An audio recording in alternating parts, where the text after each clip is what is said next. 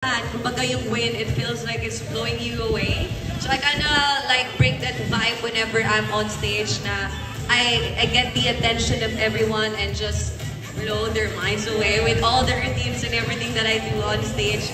So I just call it the Mihan Walk. But if you guys have suggestions or however you want to call it, thank you so much. And thank you so much for saying it's an iconic walk also. Thank you po.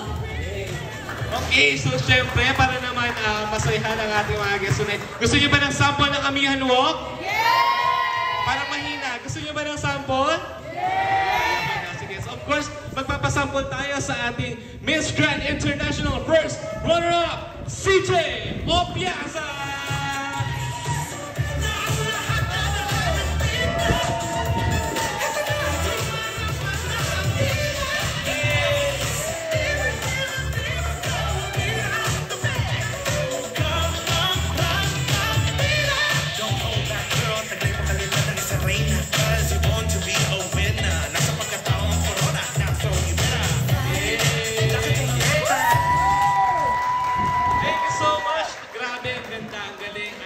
Perfect talaga pagkakalang. And of course, syempre, pasarela coach din ang ating Miss Grand International Philippines. So, and siguro as a pasarela coach, bilang dito baka may aspiring beauty pageant, queens also. So, ano ba yung mga tips natin as a pasarela coach?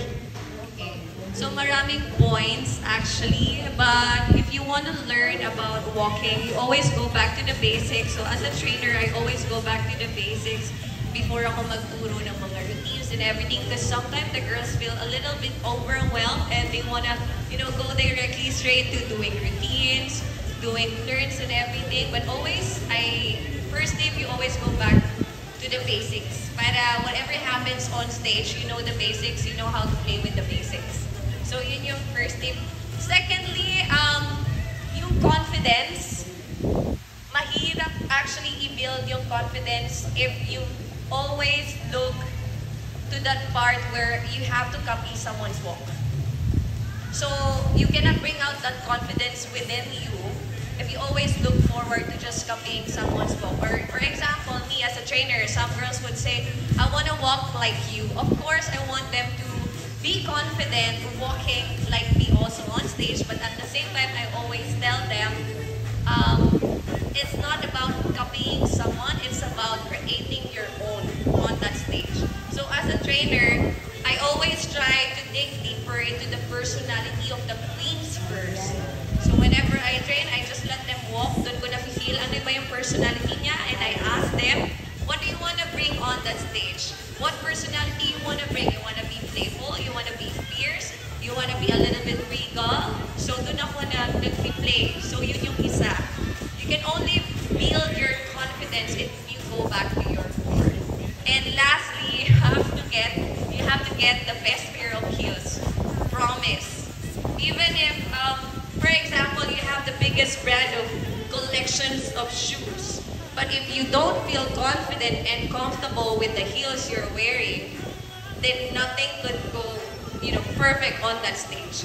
So, of course, I always refer to Jojo Bragais and especially yung Jessa for non-platforms, and for platforms, I refer yung Maxine or yung Mia or yung Rachel. Because for some queens, they want to wear platforms, and there are some segments where you can actually play with platforms.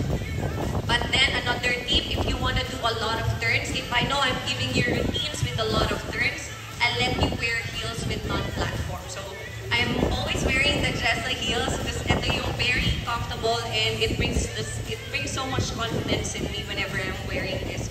So for some girls who are also like watching this video, if you have a live, and if you're thinking since today is the second to the last day of sale, and hindi nyo pa alam whatever heels you're gonna wear, especially for pageants, you can opt to buying the Jessa or yung MME, or if you want the platforms, you can buy yung Mia, Rachel, Maxine, you can play with those, or if you want, you can get everything. Yeah.